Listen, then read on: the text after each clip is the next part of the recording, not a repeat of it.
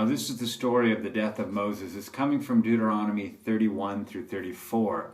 Now Moses spoke to all Israel, saying, I'm 120 years old, and I am no longer able to lead you, because the Lord has said that I am not to cross over the Jordan. But the Lord himself, he will cross over ahead of you, and he will destroy the nations in the land, and you must do to them everything that I have commanded you to do. And Joshua son of Nun, he will cross over ahead of you and lead you.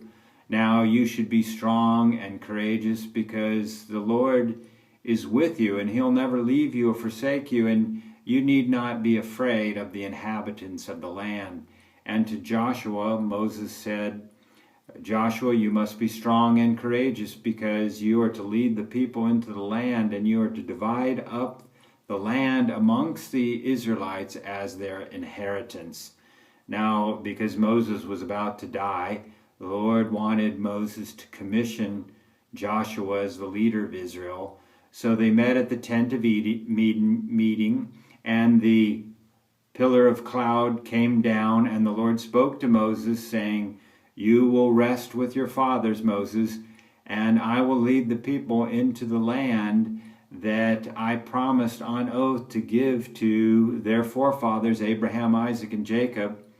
Now they will take possession of the land, but when they're in the land and they eat their fill and they're thriving there, they will turn away from me, and they'll break my covenant, and they will prostitute themselves with other gods, and therefore I will turn my face away from them, and disaster will come upon them. Now the Lord said to Joshua, the Lord said, Be strong and courageous, I am with you, and you must lead the people into the land. Now Moses went from the plains of Moab up Mount Nebo, and there the Lord showed Moses the promised land. And the Lord said, You will see it with your eyes. You can see it with your eyes, but you cannot step your foot into it. You must not cross over the Jordan and enter into it. And so Moses, he died on Mount Nebo, and he was buried by the Lord himself somewhere in Moab, and nobody knows where his grave is. But Moses was 120 years old, but his eyes were not weak, and his body was still strong.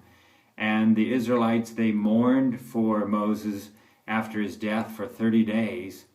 Now the spirit of wisdom was upon Joshua son of Nun, because Moses, the Lord's servant, had laid his hands on Joshua, and therefore the Israelites, they listened to Joshua, and they did what the Lord commanded through Moses.